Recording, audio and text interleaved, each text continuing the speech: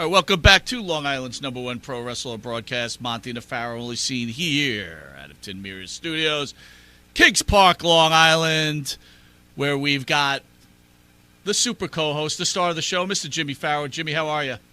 What's up? What's up? Back again. Feel like we just did this. Dude, we got the groove going now. It's been a couple we finally got it together. Very excited for tonight's guest, Bob Cook, the infamous Bob Cook, pro wrestling superstar.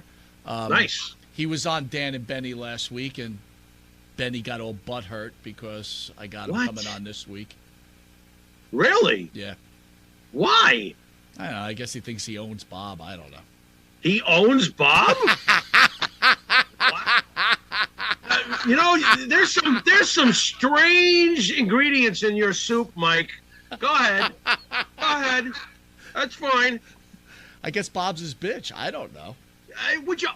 Wow, he's not even on yet. Can you wait?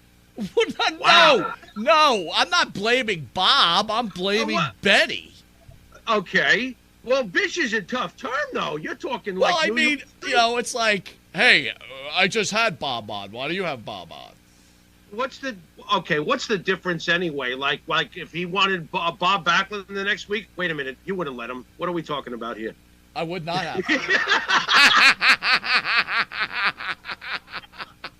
Oh my God, that's hilarious. All right, before we get to the iconic Mr. Cook, I want to go over a news item with you. Adam Montgomery sentenced to 45 years of life of murder for the murder of his daughter, Harmony. Okay.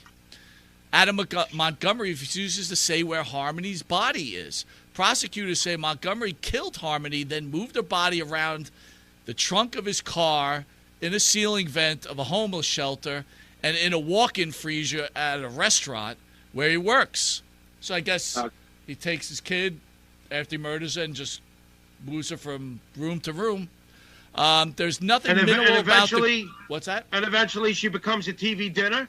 Go ahead. What? Well, you said he threw her in the freezer! This is nothing to laugh about, Jimmy. Go ahead. Finish the rest of this disgusting person's story. There is please. Nothing minimal about the crimes that he's being convicted for today, said the prosecutor. Okay. He offered to reduce the request to 35 years to life instead of 45 years to life. What does it matter? All right. Are you ready? Do you want my opinion? Is the story done? Yeah, it's done. Go ahead. Let me have your opinion. Okay. It goes something like this. He won't tell where the body is. I think we should go old school and dissect him live on television, piece by piece, slowly. No, we start with the toenails, okay? And I'm sure that by the time we're at the kneecap, we'll know where his poor daughter is buried. How old was his daughter? Does it mention, by the way? Not that it matters. How old was his daughter? I mean, look, this is Bob's holding up 5 fingers. I could see him, folks. He's not on yet, obviously, but if this kid was 5, what state was this in? There should be a death penalty. See you later, bye. Free microwave for you. I honestly think you have to Goodfella it, right? And like or casino it and put his head in a vice and turn it until his eyes pop out, right? Okay. All right. I would go the slower route because I feel like you'll still get the answer and then you could roast him anyway. So in today's society, and we're going to ask Mr. Cook this when we come out of commercial because I'm very into. I have a feeling Mr. Cook has some very interesting ideas and thoughts, and I got that from the Dan and Benny interview. This guy's going to be great, man. He's got no filter. Cool. How many people out there do you think Mr. Adam Montgomery is innocent? How many people think he's innocent? How could anybody think why would he be innocent? I'm not sure. Well, that's why you're so smart, because I'm going to ask you this question. Obviously, we got a very popular television broadcast, and by the way, we're seen by cable, New York cable, 3 times a week, channel 115, channel 20, seen by over 150,000 viewers, where you will see Mr. Cook in the reduced version. There you go. We do ask, everybody who watches us understands our hatred and sickness for the Chris Benoit. Right. But more and more, Jimmy, on our social media, a lot of people, first of all, are saying we're exploiting Chris Benoit asking wrestlers about him, number one. But number two, shockingly higher levels of people believing Chris Benoit did not do this murder. Thoughts on that? Absolute horse shit. The internet allows every last scumbag to come onto a keyboard and self-empower themselves with their diarrhea of the lips. The guy killed his family. Not to quote New Jack, but fuck you, Chris Benoit. I can show you 10 different videos of Chris Benoit taking a chair shot, and he's got his hand blocking it every time. And New Jack took one bump after another, broke his leg, dove from the tops of arenas, and everything else. And as New Jack said, never once did I want to kill my kid. All right? You're a bunch of fucking pathetic human beings. That's a sad excuse for a murderer who killed his wife and kid. What on earth is wrong with you that you have to get on a keyboard and spout that horse shit? All right? And Vince McMahon didn't do it, and Kevin Sullivan didn't do it. Mike, we've hung with Kevin at the bar. All right? We're not in the business, by the way, you marks. Okay? But we hung with Kevin at the bar, and bullshit. All right? You know, you take down a lot of people with your conspiracy theories. I'm not a fan of conspiracy theories anyway. History's being rewritten every day on plenty of things we both think is a bunch of horse shit. All right? So let them, you know, they're going to do what they're going to do. But it's not going to change the facts. And the facts have been recorded, and the man's gone, and now he's got to deal with the maker. And that's none of my business. That's the maker's business. Well done. Next week, we've got special guest Bare Knuckles former champion, Mr. Ulysses Diaz, who has the quickest knockout in the history of bare knuckle fighting. He's also an MMA fighter and a professional boxer. He also has the prestigious availability. I don't even know how to say it, but he has a wife by the name of Miss Dana Brooke, former WWE star, either wife or fiance. Right. I met Mr. Diaz at the last big event, and let me tell you something, Jimmy. Yeah. This guy, nice guy, great guy, scary as shit. What, like Todd Bettner times 100? People know who Todd Bettner is, but I'm going to tell you right now, it's Todd Bettner times 1,000. Wow. Look, let me put it this way. Dude. I don't think I've ever met too many people that have scared me in life. If that guy wanted to fuck me up, I'd be like, "Yo, bro, right? Please, just leave me alone." Right? Hey, let it be said too, respectfully to you too, though, because hey, I can't blame you. New Jack made you uncomfortable. Absolutely. There comes a part in life where people have to know their role.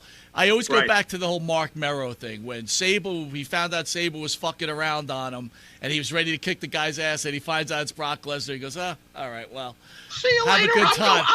See you later. I'm going this way. Exactly. With Mr. Diaz, if he got pissed at me, I'd be like, listen, I don't know what I did to make you mad, but I'm sorry.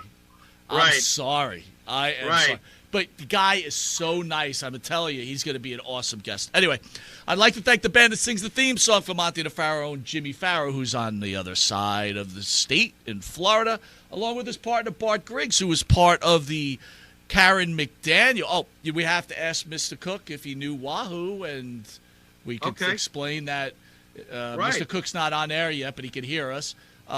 Our own Jimmy Farrow has married Miss Karen McDaniel, who is the former wife of Wahoo McDaniel. I don't know if it's improper to say widowed wife, but they met on this show, and it was instant love, and they had their wedding last weekend. It was fantastic. His partner, Bart Griggs, was with him.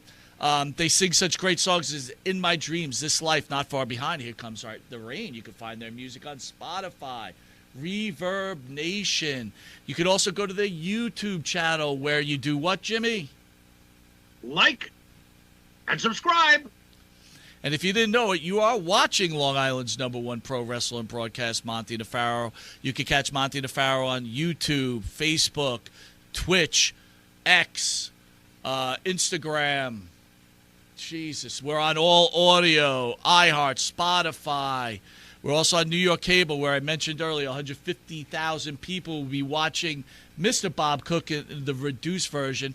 We're going to take a commercial break, Jimmy, and then we're going to have our opportunity to speak to Mr. Cook. I'm very excited. I'm going to tell you, I love Dan and Benny. He was on there. They had some audio problems, and it was a little bit messy. But what I was able to get from that wonderful interview Dan and Benny did, this guy's got the goods. And I'll be honest with you, don't understand why he wasn't a bigger star in wrestling. This guy has got his shit together, bro. Sounds like a plan, man. We'll be right back after these commercial messages.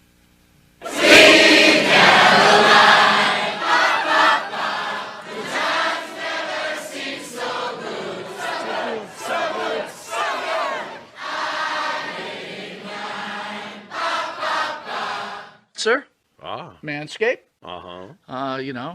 Have you tried the new equipment that's been sent? I'm afraid because it says weed whacker. I'm scared.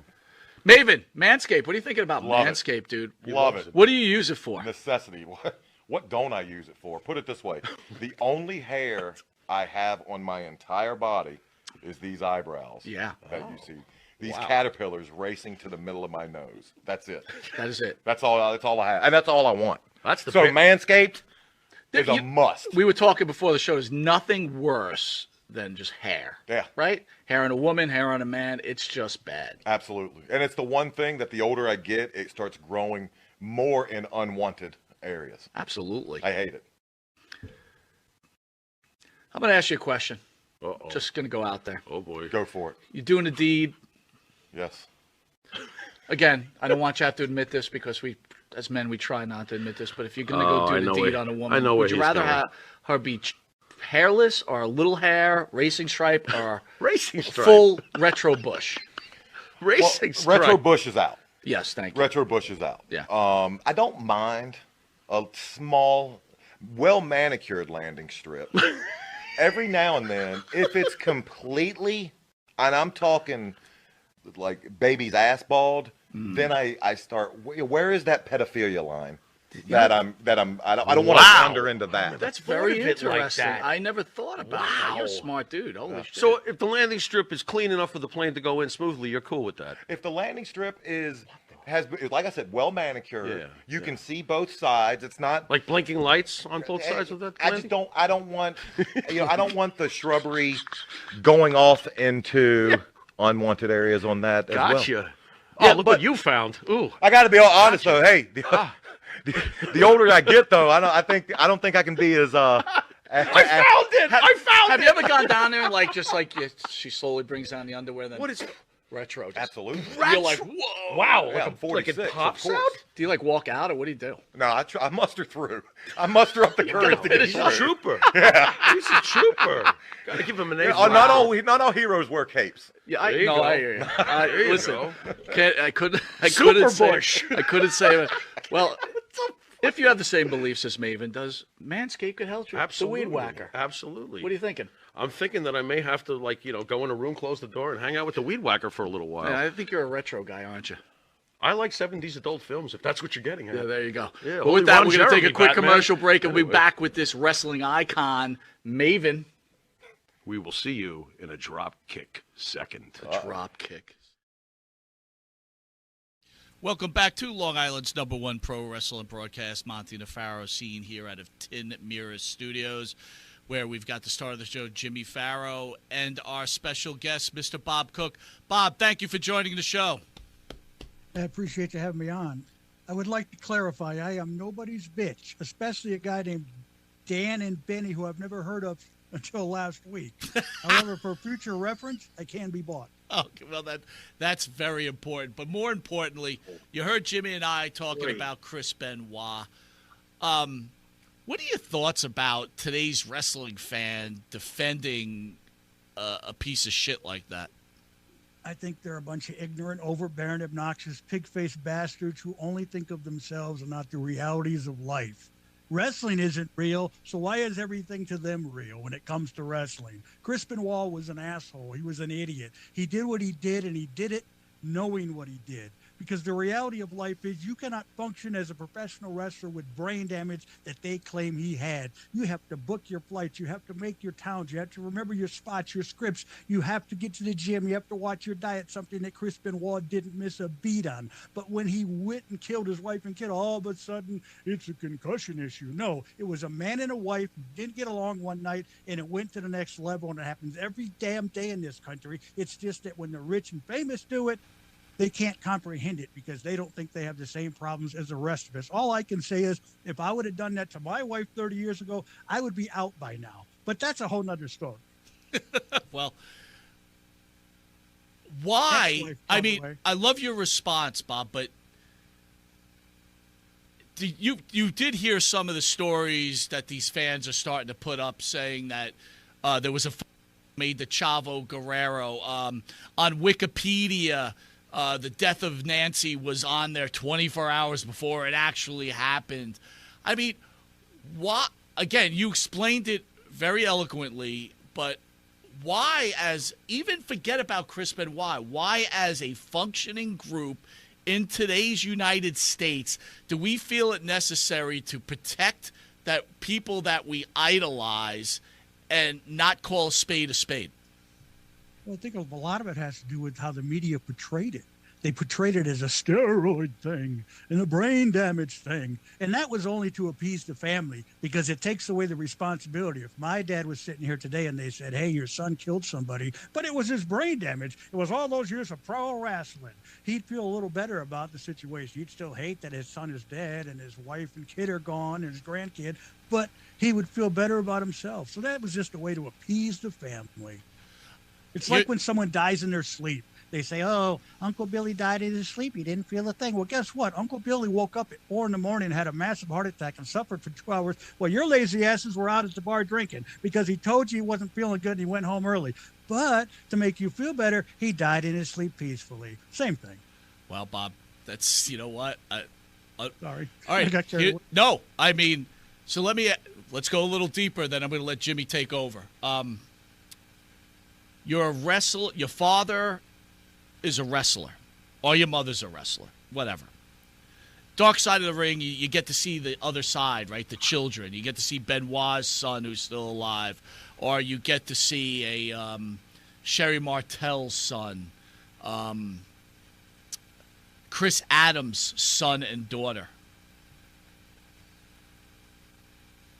What do you think about the kid? All right, this is a really tough question because I'm trying to unfocus. You know, I guess I'm part of normal society, and my father didn't rape, pillage, and murder, so it's hard for me to identify. So, is that normal society today? It may not be, Bob, and that may be the problem we're having right now. But I guess the question to you is, if you're a child of these wrestlers, because we'll just stick to wrestling at this point, how could you actively defend a Chris Adams who murdered his girlfriend by ODing her with drugs, tried to kill people, Chris Benoit who murdered his son, and let's even go on to even a little lighter thing where Sherry Martel put herself in front of her entire family just to become a wrestler? I think a lot of times in situations like that, you do whatever you can to comfort yourself, whether it's living in denial, a public denial, where in reality you're like, oh, my dad was a real asshole. But I'm not going to fall into line and say Kevin Sullivan killed, Nancy Benoit. I'm going to go ahead and say it was TCE or whatever, CTE, whatever it was. You do things to comfort yourself, whether it's a public thing or a reality in your life. I mean, I don't know. I had a great childhood. Unfortunately, I wasn't molested. So if I ever do kill somebody, I can't blame it on my childhood. Damn it. Where's my parents to come back and molest me? Here's a blown opportunity. Oy. Exactly, like Michael Jackson. I wish Michael Jackson would have molested my kid when he was young. I'd be rich now. I'd have put him through therapy, but he'd have been over it by now. Yeah. Sorry, my kid's not. Yeah. Stakes for everyone. Go ahead, Exactly. Mike. There's a benefit there. Like Evel Knievel used to say, through every adversity, there is wait, let me figure it out here. Through every adversity, there is an equivalency to benefit if you just look for it. So, hey. Yeah, there it is. From the guy who jumped Snake River Canyon. Exactly. And I got a hat on right now, Evel Knievel. So, There Bob, you go. Now that you're getting to Evel Knievel, I know you're a huge fan of him. How was Evel as a human being? To me personally, because I was fortunate enough to be friends with him in the last 10 years of his life. Both sides of it, from what you know. One of the and for you greatest people I've personally. ever known in my life. Nice. I would never speak ill of him. I saw him treat other people in different ways, but a lot of times he did it jokingly, and they didn't know how to take his type of humor. And I also know there's a lot of people who he didn't treat well in his early days, but I base how I feel about people on how they treated me. Like, I hate Big Van Vader, and I'm sure there are people out there that like Big Van Vader because they had a better experience with him than I did. But just because he's dead, I can sit here and say he was one of the biggest pieces of shit assholes I ever met in my entire life next to Sawyer. All right, well, we're gonna get into that. Sorry, list. I got carried away again. No, we're gonna get into that list later on. But Jimmy's gonna kick us off. Jimmy making a. Did you know Wahoo McDaniel at all? Yes, I did. Wahoo was very cool. I never got to wrestle him, thankfully, because I heard he was pretty stiff with those chops. But he was very good to us jobbers. I hate that term jobber, but he was good to us TV guys. He looked out for us. I remember one time, I can go on a little story real quick about how Wahoo was to us guys. We had all got done wrestling, and the main event was, I don't remember who the main event was, but Mark Callis, who went on to become The Undertaker, was going to come in at the end of the night and attack the guy, and all of us guys had to go in the ring and break it up. But we didn't know that. We all got dressed, and they said, hey, you guys need to go back and get dressed out again because you're going to go save, not save. We got beat up by Undertaker, but go to the ring and pretend we're trying to save whoever he's beating up. And I just happened to say, are we going to get paid again? And they said, no, you're not. And Wahoo was standing there, and he went, bullshit, they're not. If they're going out to that ring again, they're getting paid again. And guess what was in our check? Double pay. Well, I got nothing bad to say about the great Wahoo McDaniel. Nice. There you go, Mike. I've never heard a bad thing about Wahoo yet. Well, I heard he was And stiff. he's So. friends with Evel Knievel. He played golf with him in the 70s. There you go. There it is. I got a strange question, Bob. Do you consider, because I just thought of this on the fly, so forgive me, but I find it interesting. Would you consider Evel Knievel an athlete? Yes, because Nice. he considered himself an athlete. Cool. And I consider him an athlete. He was the highest rated episode of Wide World of Sports ever. What did they show on Wide World of Sports? Athletes. October There you go. 25th, 1975, 14 buses, Kings Island, Ohio. Highest rated episode ever. Record never broken. Got carried away, but you started to talk about Evil. Oh, wait, I did. Never mind. Nice. Nice. No, I wonder about that. I mean, after all, that makes Earnhardt and the other racing greats in NASCAR, they're athletes too. Just I wanted don't to know point about that that. out. They just sit in a car and go in circles. I wouldn't go that far. Oh, okay. Well, Evil was definitely being more athletic and definitely life-threatening circumstances He for was sure. standing on the back of a Harley Davidson wearing a leather suit that cost weighed over 50 pounds going 125 miles an hour. That's a little more athletic event than standing there turning a... I just went to the store and I basically did the same thing that the NASCAR drivers do, but not as fast, okay? You didn't get pulled over. Okay. And I didn't get paid as much either. Oh, boy. It's basically the same thing, looking out a windshield, turning right or left. The injustice of it all. You're underrated as a guy who goes to the supermarket in his Nova. There you go. Yeah, well, it was actually a conversion van, but it's a cool one. It's got lights in it, video games, a TV, Nice, nice. Tell us about your friendship with Fred Ottman, known as Tugboat. Are you currently hanging with him a lot? Are you living with him? I heard. I'm actually in his man cave right now. Okay. Yes, I do live with Fred Ottman and his awesome wife Sheila. I will readily and shamefully admit that I put myself in a bad situation. As a heterosexual man, providing you both are heterosexual, you should still know this fact. What is the most powerful force in the universe? Woman.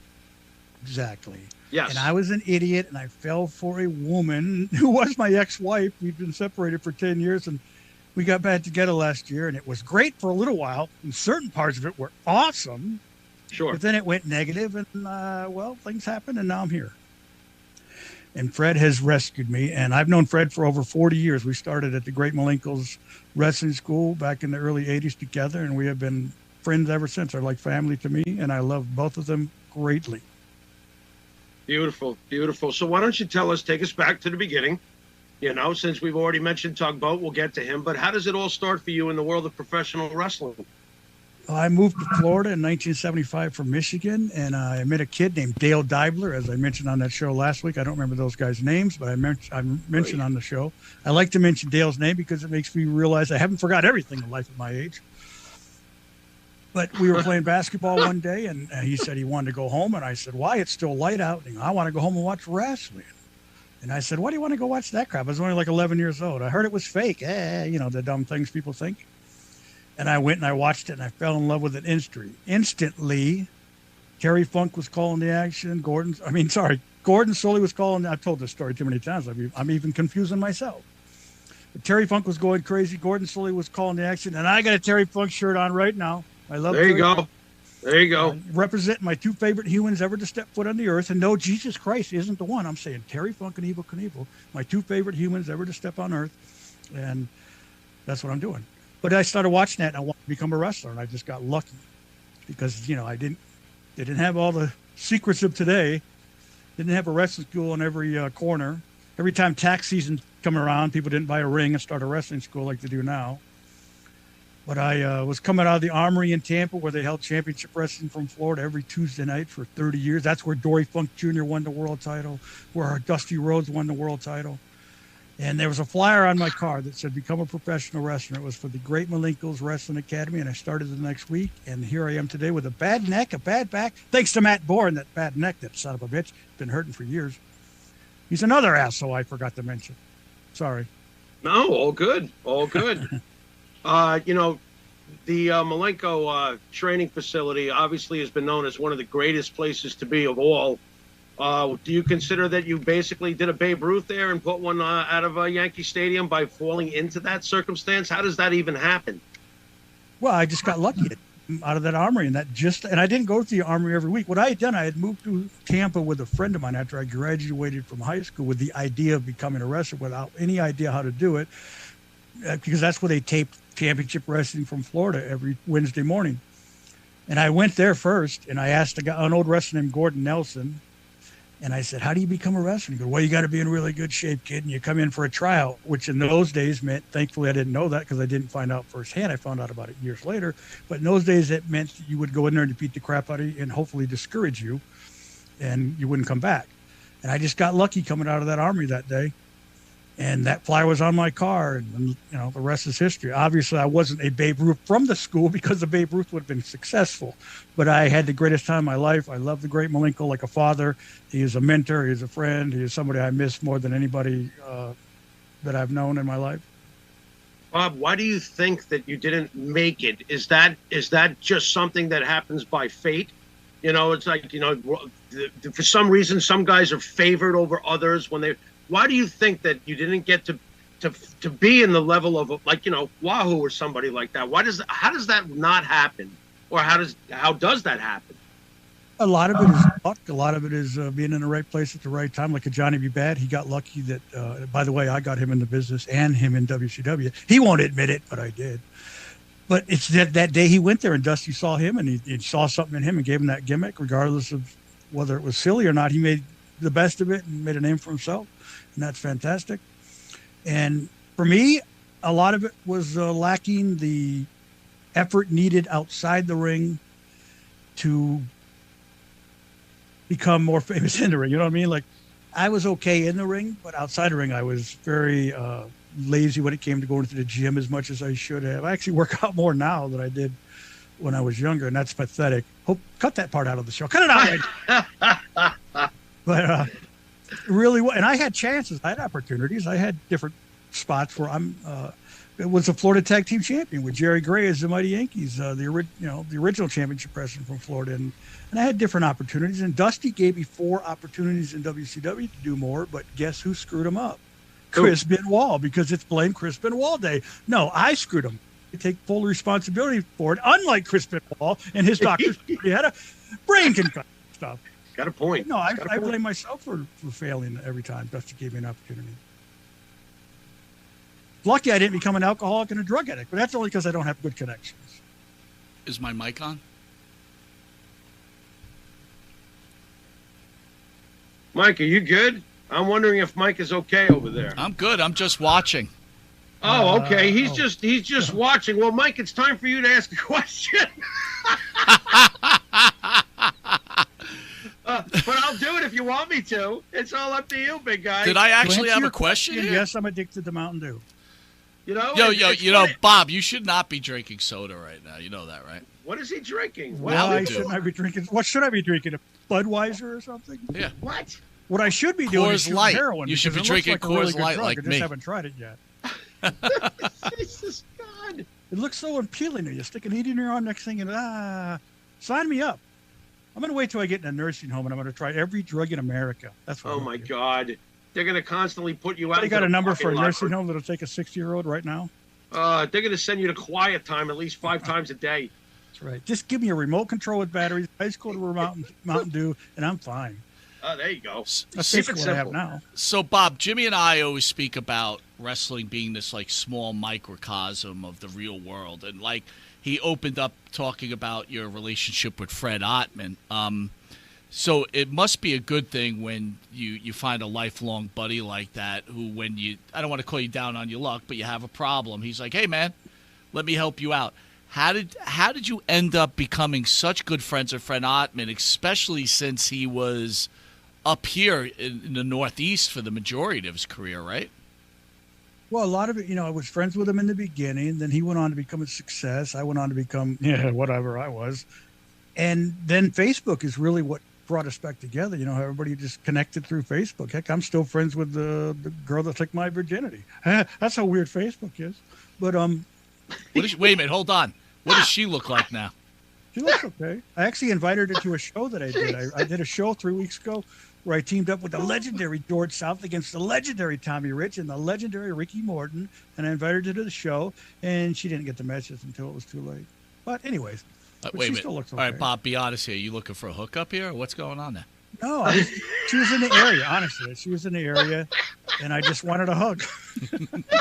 Is she married or single? Oh, I don't know. I don't pay attention to those things, because if I say Yeah, sure wanna you come don't, to the Bob. show, but no, if I say you want to come to the show and they say yes, well, it's not my problem if they're married or not. Bob, it's in the About Info icon on your Facebook page. You can find out if she's married. I know you can. I just said I don't pay attention. Yeah, because you're just this honest guy, Bob. It's like You if have no if I like the- intention at all. Right. I It's am- like if I like the title of a movie, I don't read the description. I just play it. Hey, he keeps it simple, Mike. He'll probably outlive both you and me. But wait a minute, I gotta try to ask him this question then, Jimmy. So, Bob, Yeah. we're close. I imagine, Bob. How old are you? Can I ask your age? 60. So Jimmy and I'm 50. I'm going to be 57. Jimmy's gonna be 57 in September, right, Jim? October, you October. bonehead. I would Here- say congratulations, but there's no congratulations needed. Well, we appreciate that. Not really, but I don't look a day over 55. What are you talking about? Anyway. but here's my question, and I'm just gonna explain myself to you first, Bob, and tell me if maybe something wrong with me, but. Oh, As boy. I've gotten older, I don't really like looking at older women. I find them to be disgusting. Hey, So, what is wrong with him? Bob, correct him quickly. What is No, going on? for me, it is I have the ability to look at someone and see them for what they are. If they look good, they look good. I don't care if they're 70. wow, I There you thought go. that what a one of my nice. best friends' girlfriend, 72, and she How looks amazing. I'm not nice! kidding. What One of the- my best friends, his girlfriend is 72, and she's amazing. She says she owns a Pilates studio, and she's in amazing shape. She's beautiful. I always loved Raquel Welch, and I would go to her grave right now, dig it up, and still think she looked good. Wow, All right, look we're at getting that. a little crazy. Getting a little crazy here. Getting a little crazy. We're gonna pull that one back a little bit. Now, don't get me wrong. I like looking at young women, too. And if you could find any young women out there that have a fetish for morbidly obese 60-year-olds, call. Well, no, Bob, Cook I've on got Facebook. first dibs on that. I've got Bob first Cook on dibs of Facebook. young women that like fat old men. I've I got got that. nothing to do. I got no dibs in this. You guys have fun. I'll be right I back. belong on the Facebook hell? dating, and all the women that like me, Oh. I got taste. That's why I'm single. Bob, that's when you set yourself up to want to like just kind of put it to an end, right? You're like, all right, I'm putting myself on Facebook dating. Oh, I got some hits, and you go look, Yeah. and you're like, buh. Yeah. She looks like- Swipe left. And then if she actually looks good, I think she's got mental problems, and I swipe left anyway. Oh my Well, God. That's great. Wow. I can tell you about a girl in Atlanta that looked good once, and she never mind. What? You got to tell the story now. You're No, in. it's nothing. he's It's nothing. This was a young girl that looked really good, and she, for some reason, liked me. I didn't argue with her. There you go. I don't So argue you- about those think You, it's weird. you stepped on the glasses at the bar. That's all. Right. That's why you see my glasses are broken. I broke them at that show 3 weeks ago, and I'm so lazy. I'm like the king of procrastination, and I haven't gone and gotten fixed yet. Oh Bob, my did you ever God. go out on a date and the woman came not as advertised? No, because I got married very young, and I honestly, other than that, well, a few times here and there, but I was fairly faithful. Is my wife watching this? Oh, well, I was more faithful than you, honey. Than you were, honey. So there you go. Oh boy. Oh boy. Ugh. So, Bob, you mentioned it before, and now we have to know. We're going to name a hit list of guys. Tell me what you think, what they meant to you, and if you liked them, and if you didn't, whatever stories you got of them. So you Hey, opened Mike, up. You opened can up I- with what's that, Jimmy? Can I jump the line, or if we're going to start, I have to ask him a little more detail, and I know you're going to want it anyway. Can we start with Matt Bourne? Absolutely. Go ahead. Well, What's your thoughts was on an Matt asshole. Bourne? point blank, he was an asshole. I mean, he wasn't nice to anybody as far as the guys, the TV guys again. He dropped me on my head with a, what do they call that, German suplex back in 1993 when he was Big Josh, neck and head and neck. And it's hurt ever since. He just wasn't a nice guy. But then again, he was, cousins of Buzz Sawyer, who was another one of the biggest jerks. I could tell you a Right. story about Buzz Sawyer when he died. A former WCW champion came in the dressing room when the news of Buzz Sawyer's death came down. And they said, I won't say his name. But he was the first black WCW champion. Anyways, Damn. I said, Damn. the person said, did you hear Buzz died? He goes, oh, really? Where's his grave? I have to take a piss. There you go. So that should give you an idea how much Buzz was loved. Yeah. Why was that could- why was Buzz hated so much though, Bob? Well, because he was a jerk, and he was just a jerk. I mean, do you see what he did? Like, he ripped people off. The Undertaker ripped the Undertaker off. Money, claimed he was going to train him. Right. Took his money and ran. He did that with a lot of people, but he was just a jerk. Like, I remember one time I was walking down the hall, and he goes, you know where Ole is? And I go, I think he's around the corner. He's like, you think or you know? And he just walked away. I was like, oh. Right. I think Ole's the only one that liked him. He had a douchebag aura. I got you. You know what's interesting? Not even Bob, an aura. It was a reality. was there a lot of bullying in the old WCW locker room? Not from my perspective. No, I was always treated well for the most part. I mean, I can't think of anybody. No one ever ribbed me. Well, Terry Taylor ribbed me once, but it was a good-natured rib. But, yeah, I never saw that. I'm sure it happened. I can't say it did or didn't because I never saw it. I can only tell you what I saw. And there was also no pecking order. You know, it wasn't like the jobbers dress here and the jobbers dress there. I dressed with Terry Funk anytime he was on the show because I love Terry Funk, and I'd sit there like a lapdog, listening to his stories, listening to his advice, asking him questions, like, should I lace my boots this way? Whatever you'd ask Terry. And he would be willing to give it the advice and help you. But there was never like a, dress here, dress there, at least from my perspective. Although I did, obviously you would dress with the people you traveled with. I had guys that did TV like I did, and we traveled together. So they're your friends. That's who you hang out with. There you go. Who's next, But there Mike? was I'm sorry. You got Big Van Vader. Well, another guy, just a complete asshole. Absolute asshole. He used to hurt guys every single week in WCW, and he was told constantly to stop. The reason they put Harley Race with him originally was because he was afraid of Harley, and he thought that he would be able to control him a little bit. Because Vader used to get in trouble, get thrown out of bars, and I think one time he got in trouble for frog splashing a desk in the office of one of the hotels or something. But he used to always hurt guys week after week. And I mean, one guy, a friend of mine that used to come to the shows with me, he had to work Vader, and I was sitting there messing with him. Well, boy, so you want us to call your girlfriend, tell you what hospital you're going to be in? I was just messing with him. And Vader comes in, and he's like, yeah, we're going to do this, do that. Don't worry about it, kid. We'll be all right. Gets in the ring, breaks his nose with the first move, punches him. You can see it on the YouTubes. That's what they call it, yeah. He punches his nose, blood everywhere. After the match, he comes back to the dressing room. The kid's laying on the floor, with the blood. And Vader comes in. He goes, hey, you'll be all right. Man up, kid. And he just walks away. Hey, Vader, wrestling is a work. The art of wrestling is to make it look real without being real, look stiff without being stiff. Any idiot can punch somebody in the face. I mean, there's no art in that. Jerry Lawler and Terry Funk punched each other at Mid-South Coliseum, 11,533 people going crazy. You know what they're doing? They're working. not hurting each other at all, but the people believe. That's the art of wrestling. Wrestling fans, you idiots that think that should be stiff, you strong style marks. Perfect. Has anyone Carried ever away. called? And now, of course, I'm going to say, please go to Pro Wrestling Tees and buy Bob Cook's T-shirt. There you go. Yeah, that's going to happen. Oh, but I was just kidding. Wrestling fans are wonderful human beings. They couldn't pass an IQ recovery. test, but they're wonderful human beings. Nice recovery. Did There you go. no one Does ever? an IQ test have to have their name written at the top? Because if it does, then they're screwed. You're too. All right. How about Terry Runnels? She was awesome. I love Terry. She was always cool to me.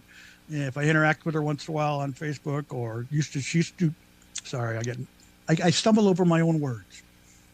But she used to do Twitch a lot, and I used to like watch her show, and she would always be very nice to me.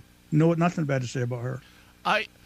I'm not saying to say anything bad. I'm just like, we had Terry in studio, and me and Jimmy both loved Terry. She was wonderful. Yeah, she's great. Well, you said you give my opinion, so I know most fans like to hear the bad stuff. No, we're not But no, reaching she- for that. she We was just want to awesome. know your honest opinion. So I'm going to ask you Yeah. about Terry. Yeah, she's awesome. Terry's got a weird reputation, right? A lot of people feel that she was a gold digger and she slept around a lot. I know you were in WCW when she was there. Was that the rumors going around there? And what did you hear about her issues with Dusty Rhodes? I don't remember hearing any of that stuff. It could just be because I blocked it out. But I never got into the drama. When I was a pro wrestler, which, by the way, is why I don't like the term jobber. I don't like the term enhancement talent. I like the term pro wrestler. You know why? Because that's what I was. There's different levels of pro wrestler, but that's what we all are.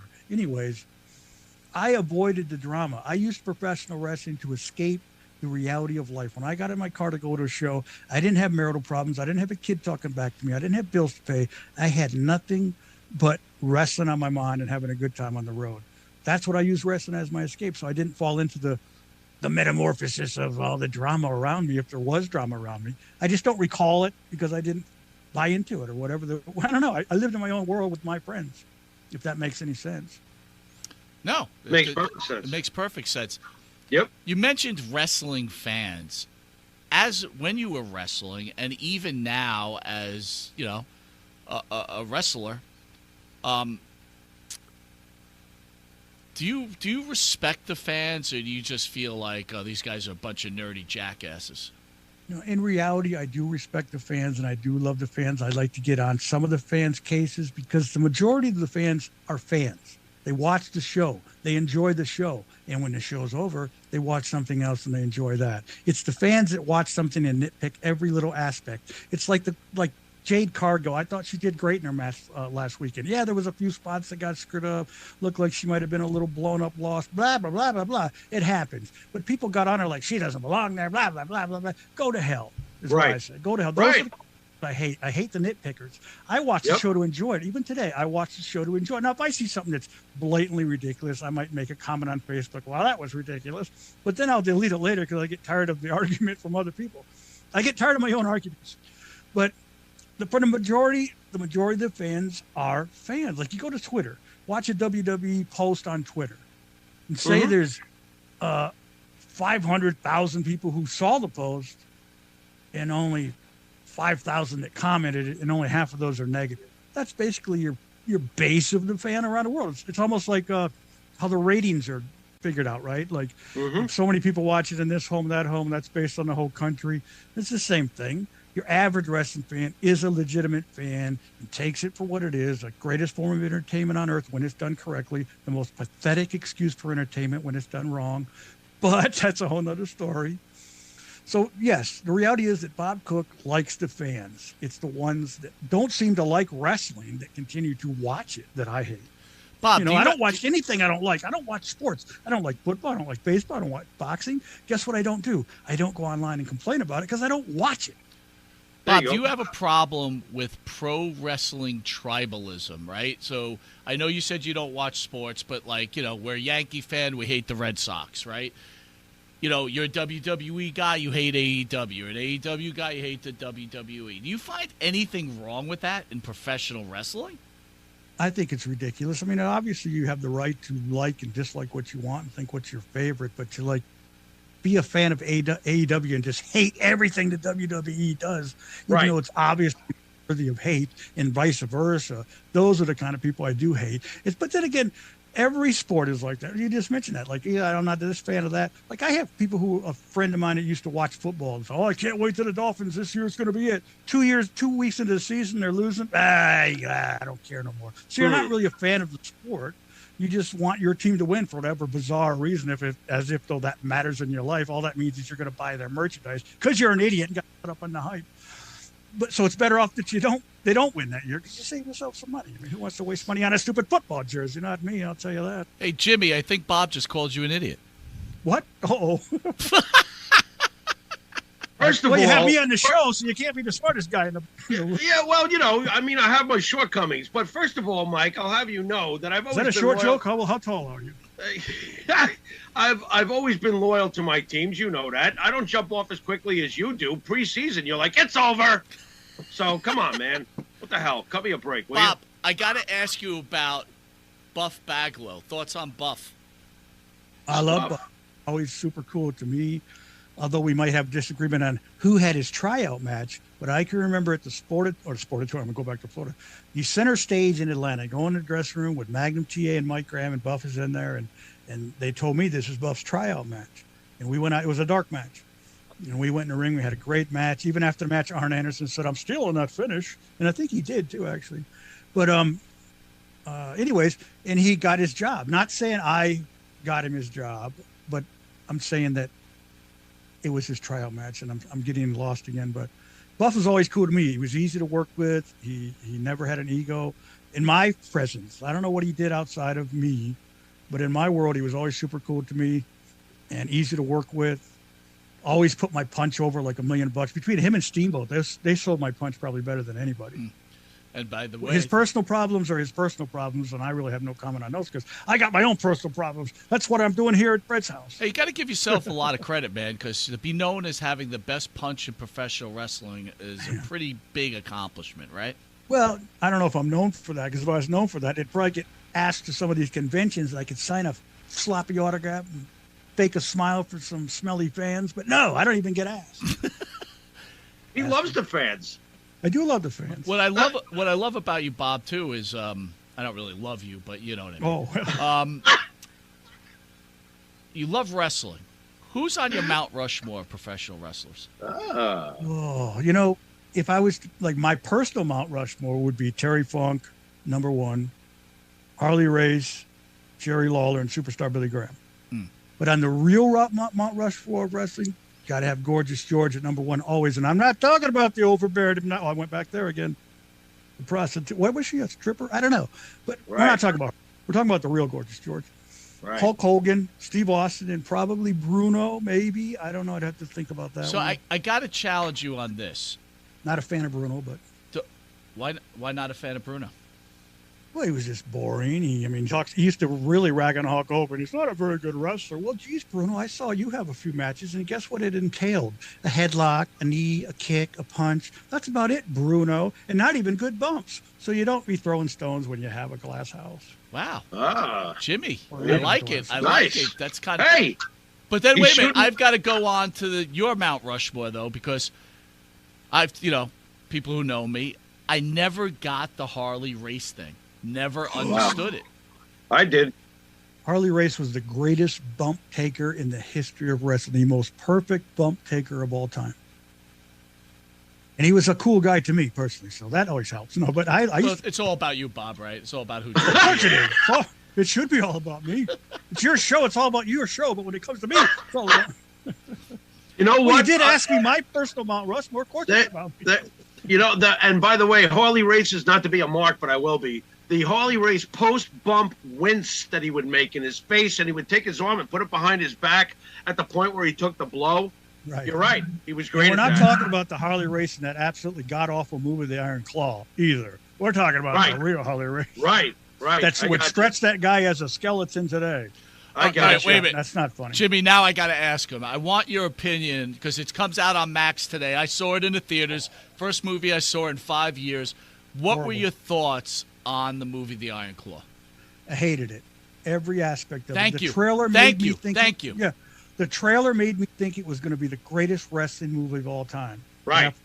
5 minutes in, I'm thinking, Jesus, they're portraying Kevin's wife as a ring rat. She's having sex with him the first day she met him. They forgot Chris. Here's the reality. The stupid director said, we left Chris's story out because we didn't think the movie could handle any more sadness. Well, if you can't tell the movie as it actually happened, then don't make the damn movie. Well, if Bob, you know the history, then you're not going to be any more sad. But, it doesn't make any sense. But, Bob, let me ask you this. This is what I thought. Because that's exactly what he said. It was like they couldn't handle it anymore.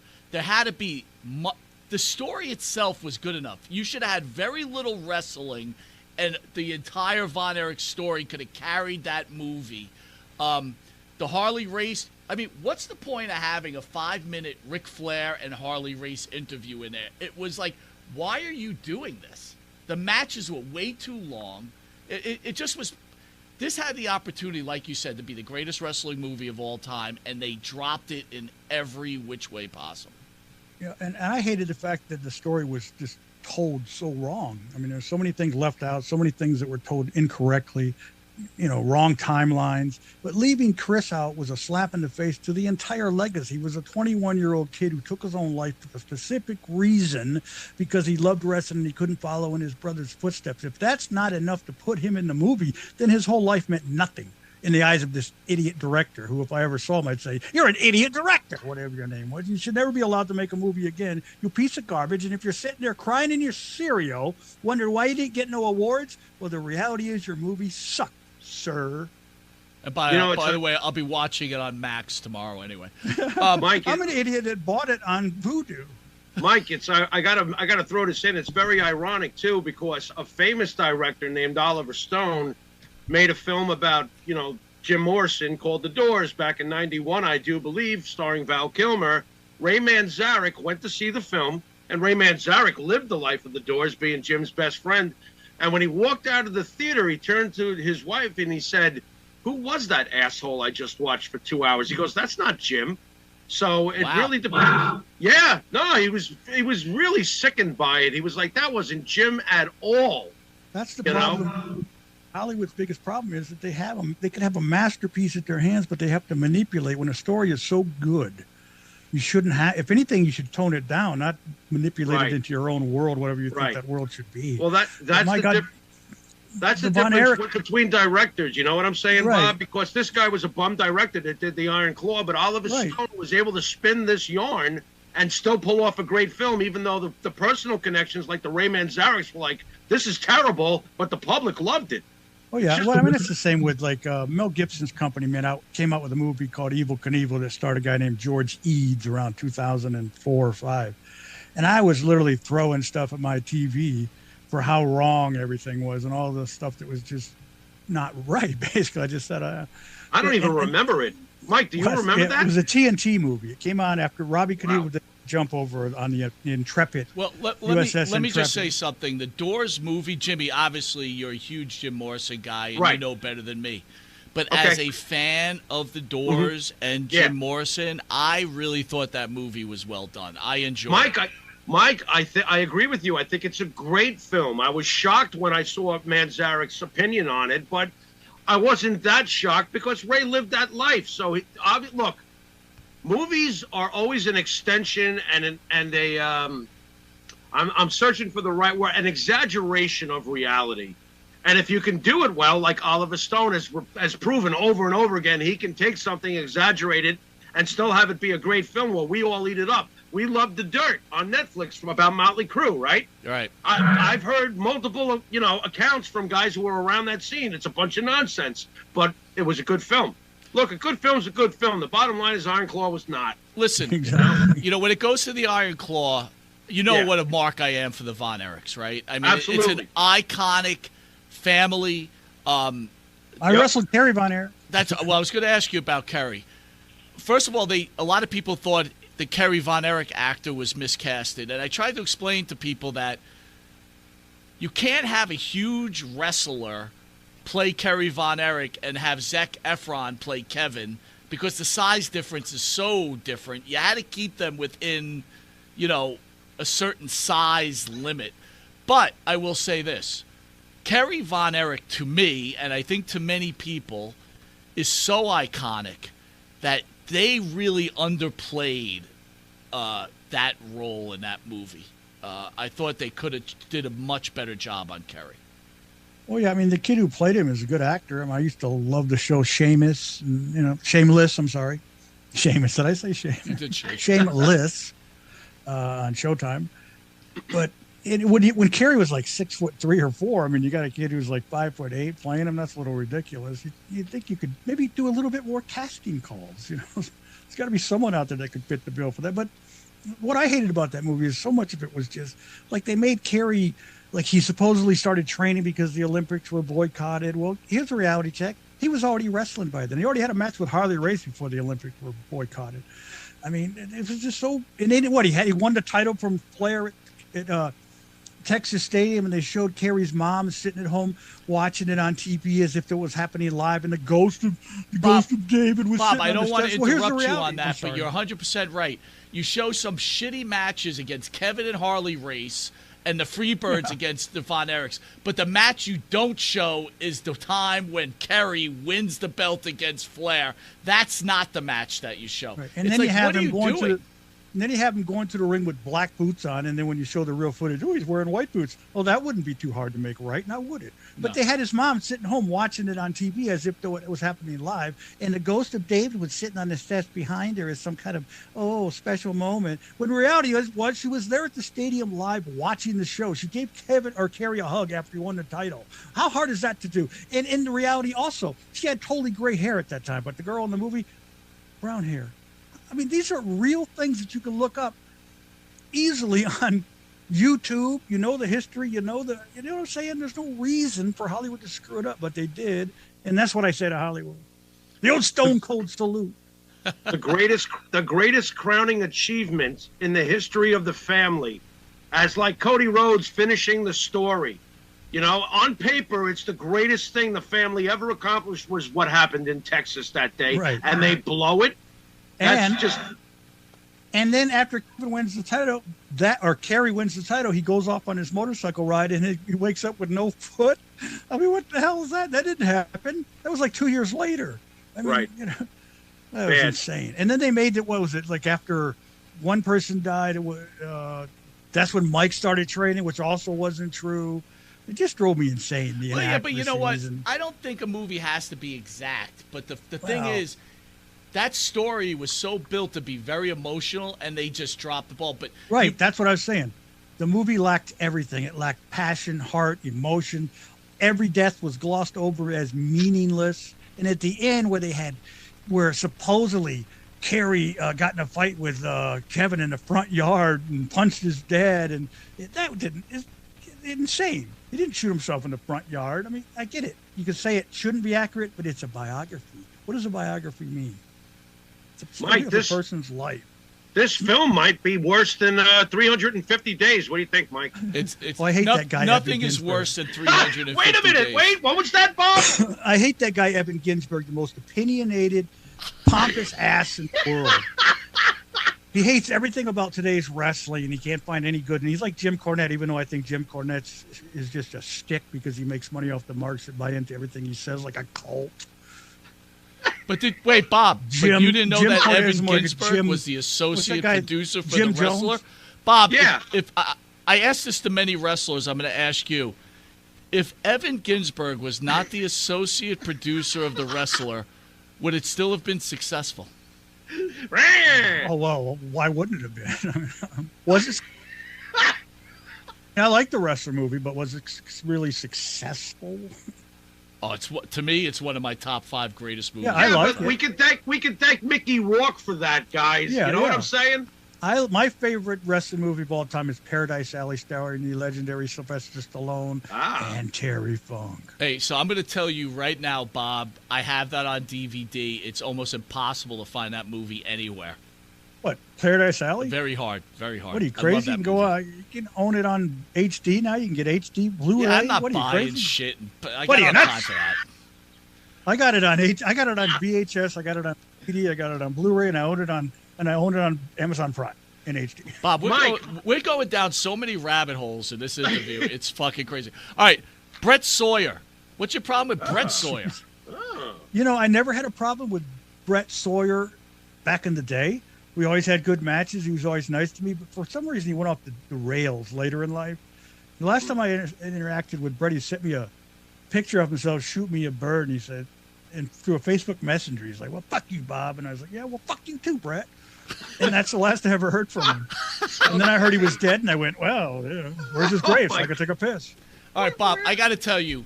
So Dan and Benny are on our channel. We've got all these different shows on the channel, and I caught you on Dan and Benny, which I thought was a really good interview, minus the technical issues. Yeah. But they should know how to run a show if they're going to have a show. I mean, it's called a show. If you have a show, learn how to run it. That's what I say. Listen, I got to be honest with you, and you've been really great on this interview, but you were really nasty to them, dude. You were not a very nice guy. I probably got a text from my ex-wife asking me something like, "Are you going to pay for the internet still?" I left there 4 months ago. Anyways, maybe that's why I was so mad. I don't know. I'll be completely honest with you. Other than the technical problems, I don't remember anything I said on that show. That's how important it was to me. Wow, that's really not nice, Bob. Well, you said I wasn't nice, so I'm just trying to play along. I don't think you're playing. I'm a team player. Oh my God! I could be the nicest guy in the world or the worst person you ever met. It's up to you. What a guy! Like I said, I could be bought. I don't like president. Oh, I don't like politics, but I'll support Biden for money. I'll support Trump for money. I'll support Trump's wife for more money. You know what I'm saying? Wow. I don't know, Mike. What are you doing? See, and he's not supporting her anymore. Now, Bob, I got to ask you this. Everybody needs a hug. You are quite. You know, it's amazing how so many of you guys are such great talkers. I don't know if Jimmy asked you this, but how come that your career ended up being so shitty then? What? Yeah, that's real funny. I know you're just trying to get me started, which isn't easy to do unless you're being serious. No, I'm not. I don't mean shitty like your career was shitty. I'm sorry. Why do you think your career wasn't better? Well, I think I answered it earlier if you were paying attention, because I didn't put the effort in that I should have on the outside of the ring. No, I'm being honest. I loved wrestling. I loved my time in wrestling. I loved most of the people in wrestling. I think we've documented the ones I didn't. Most of the people, look, when people like Brian Blair, Steve Kern, Kevin Sullivan tell me to my face that I was a good wrestler and that they love me, that means more to me than anything else in anyone else's opinion, including yours, not to be disrespectful, but that means more to me than anything. And my career may not have been great from the outside, but it was the best time of my life. And how many people at 60 years old can look back on their lives and consider the best times of their lives? Very few have a list of best times of their lives. That's a great comment, dude. And I got to be honest with you. It's like you got to live your dream. And I guess my point was you're such a fucking good talker. And to me, it's not all about the wrestling. It's about everything else. And it's like you're such a good talker. I'm just amazed that your career wasn't better. That's all. Well, you know what a lot of it was? And I had opportunities. Like I was the mass superstar for a company here in Florida called Suncoast Pro. I'm not in Florida anymore. I'm sorry. See, there's that concussion thing. I'll be with you soon, Chris. But, great. Oh, I'm surprised he's not on your Mount Rushmore. My wife's not here, so we're not going to be leaving bodies behind now. But wow. We got Chris Benoit, Chris Adams. I had a few concussions, and that's why I'm addicted to Mountain Dew now, folks. I blame it on the concussions. But I had opportunities, like I said, and the great Malenko asked me to be the mass superstar as part of a show here. I did it again in Florida called Suncoast Pro Wrestling, and I got to talk a lot, and I got to admit I was pretty good at it. Were you shy behind the scenes? Look, some guys get to where they get because they're good at kissing ass. Was that something you weren't good at, or when you look back on it, do you think maybe you could have enhanced those ass kissing skills? I wish I was a better ass kisser. I'm actually a very shy person. Once I get to know somebody and around my circle of friends, I open up. Okay. But meeting new people, I hate to meet new people because let's face it, most people are assholes. But I hate to. let's face it. You're saying that I wasn't nice to Dan and Benny or whatever their names were. It's like Ben and Jerry or something. Except Ben and Jerry actually had a purpose of mine. Oh, come to feed on, the morbidly obese and diabetes. But that's a purpose. Something. Mikey's mean. He's kind of mean. Bob, I've got a comment from a fan out there. Tom Jones says Bob made Joe Turco look like Carl Gotch. What does that mean? What? Tom Jones, that was that jobber in Texas, wasn't he? Wrestled for the Sheik. Oh, by the Tom way, Jones, the actor. I have the I have singer. to ask you on the Dan and Benny show. They had What the fuck? they had Denny Brown on. Oh, wow. What that's is your another issue story. with Denny Brown? You know, it goes way back. I'm being serious. I mean, I can shoot with you. It goes way back, Denny and I. It's 35 years ago. And I'm not going to get into all the details because it'll paint Denny in a bad light. Not that he's not used to that, right, Denny? Oh, But maybe, I don't know, maybe I'll get into it someday. But yeah, Denny and I have had problems for years. And for some reason, he called me out on that show, I guess. Someone brought to my attention. And I told him in a response, Denny, I may be 60 years old, and I've said this many times before. I may be too old to wrestle, but I'm never too old to fight. If some guy breaks in my house or Fred's house, as this case is, the son of a bitch isn't leaving alive. So I am capable of fighting. So, Denny, if you want to throw down the gauntlet, we can pretend to be pro wrestlers, but we can reality be what we want to be 35 years ago. Wanted to be. I should have slapped the taste out of your mouth then, and I'm not above doing it now. But that's a whole nother story. We were trying to be nice and friendly. Now it's gone dark. Dark side of the cooker. Dark side of the cooker. All right, Tuesday at 8. Don't watch. Bob, we're almost out of time. I do want to ask you a super serious question, though. You mentioned Mike Graham. Did you have a relationship with Mike Graham? Yes, I love Mike. Mike was awesome. Actually, when my friend Jerry Gray and I were the mighty Yankees in Florida, yes, it's a stupid name, but guess what? We made more money, and we were the Florida Tag Team Champions. When Mike Graham and Kevin Sullivan are the ones that gave us that, Mike was always good to me. One of the best I ever been in the ring with. Easy as could be, light as a feather, smooth as silk.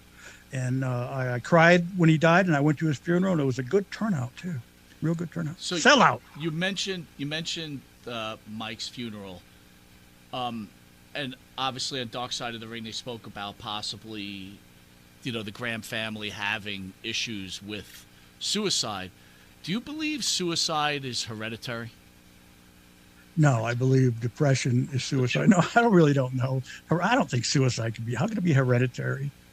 I mean, whatever problems you have in life can trickle down because it affects everyone around you, and then they become more and more, and it piles up. Next thing you know, hello, And I'll be honest with you. I will sit here in front of all your viewers, all three of them, and I will say this: what?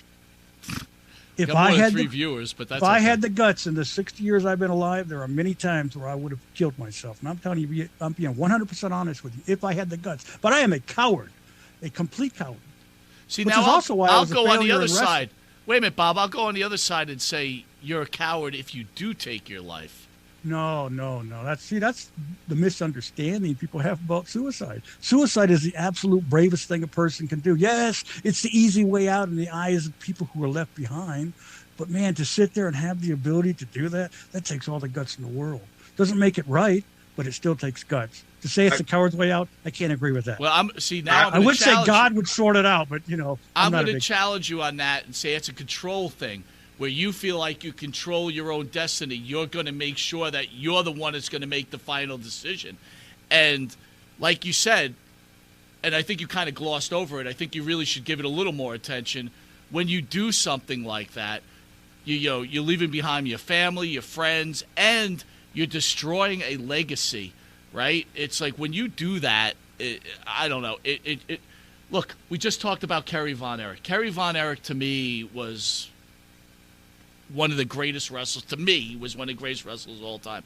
When he took his life, I felt like, look, dude, you did drugs, you got caught, you're going to do some jail time, do your jail time, you got a kid, suck it up, buttercup. I know it's easy for us to sit back and say that, but when you're not living in a person's shoes and not in their mind, you never know what's going through it until you realize what was, and that was a bullet. And it doesn't make it right. It is definitely a selfish act. But man, there's a time in your life when you become desperate, and there's only one way out. And the people who have the guts to do it, I say, I wish I had that guts 35 years ago, and I wouldn't be divorced from a whore right now. So you weren't mad at Mike Graham when he took his life, your friend? I wasn't mad. I was disappointed. Sure, I was disappointed, but I wasn't living in his shoes. I didn't know what he was going through, just like I didn't know what Eddie was going through, whether it really was what he was going through, or what he thought he was going through, or what the future held for him in his mind. It's easy to sit back and say what someone should do, but when we're not living in their shoes, again, It's not us. We have no real say in it. We can make all the opinions we want or say all the opinions. Like even Chris Benoit, as horrific as what he did, but we weren't there.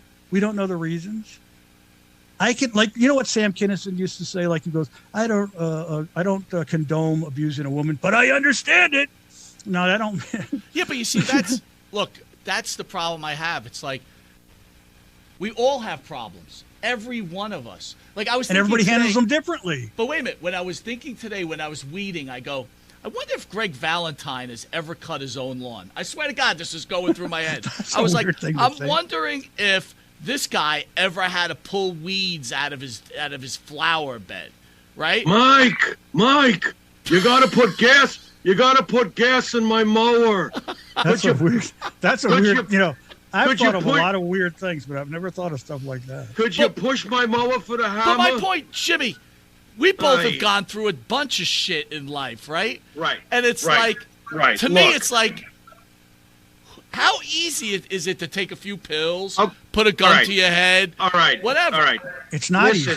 Listen. I think the answer has been explored by everybody sitting here. It's the combined answer that to me is the truth. Yes, it is incredibly selfish to do that to the ones you leave behind. But I am glad, unlike Mr. Cook, I'm glad I don't have the balls at this age to do something like that, because it does take some serious cojones to look in the mirror and do what you do. All right, that's insane to me. That's a whole different level of, are you kidding me? All right, thank God I don't have that in me. All right, I think we've all felt that way. We're all human. All right, nobody escapes emotion. Nobody escapes trauma. Nobody escapes turmoil. Nobody escapes bad feelings about yourself or what others are doing to you. Well, clearly they do escape it. They kill themselves. Well, there you go. That gets back to selfish. So we just did a Lion King, Bob. We went full circle. Well, here's one thing I'm going to escape. I'm going to escape this interview. So, Bob. Oh, did I offend you? Because I realize we're in 2024 where being offended is like a daily thing in people's life. Listen, they actually wait to be offended so they can complain about it. Listen, Bob, the only thing that offends me is your wrestling matches. But besides that... Wow!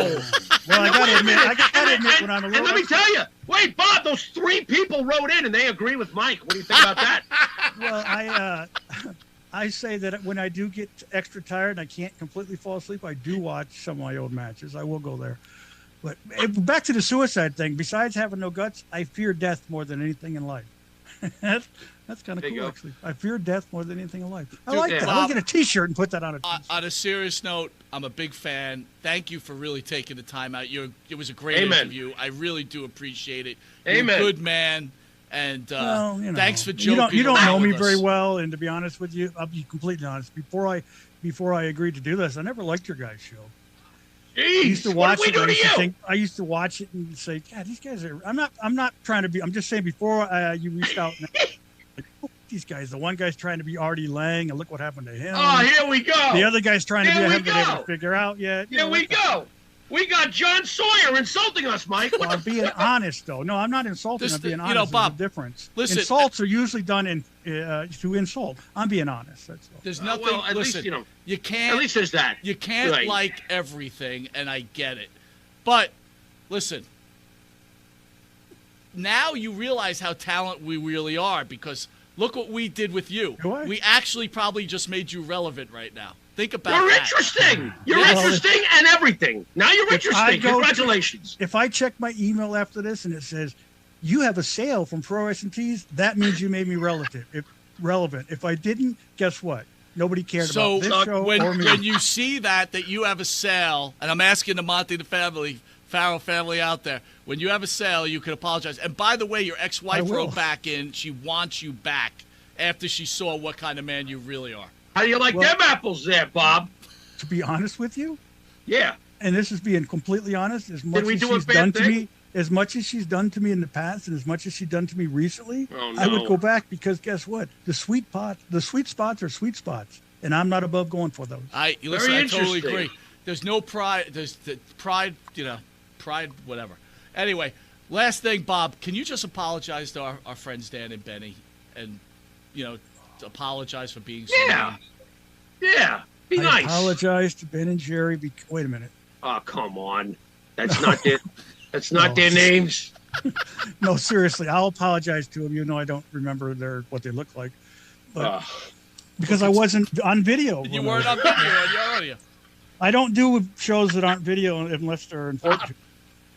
Bob, I don't do video shows unless they're important. You're incredible, man. I Oh, my seriously God. thank you so much. Too I bad someone really didn't had a figure good that out time. 30 years ago. I'd also be rich. Boy, oh boy, you're killing me. But let me go ahead and apologize to all the fans. My favorite comedian of all time was Don Rickles, and like Don says at the end of his spiels, I love everybody. It's all just fun. We can all make fun of each other. Absolutely. Colors, creeds, likes, dislikes. Yeah. But especially we'll make fun of the trans, but we can make fun of each other. Bob, I have a feeling Speaking of making fun of each other, did you watch the Tom Brady roast? Unbelievably hilarious. the best roast ever. I loved it. Well, it's a great roast when Eli Manning, who doesn't even show up, says, "I didn't want to have to roast him for a third time." Jimmy, the best joke in there, they were talking about, I think, crypto coin. And I forget the girl's name, but she's making fun of Gronk, and Gronk's like, "Yo, Bob, why don't you do it? Do you know the joke?" Nikki Glacier. Nikki Glacier. I don't remember the joke, but it was something like, to do with the crypto I coin. even knew Bitcoin was fake. Right. I know dollars, whatever. But yeah. Or like Terry Funk would say, "That was hilarious, God damn it." That's a great Terry Funk. I love it. That was good. I love it. All right, Jimmy, you want to send us out?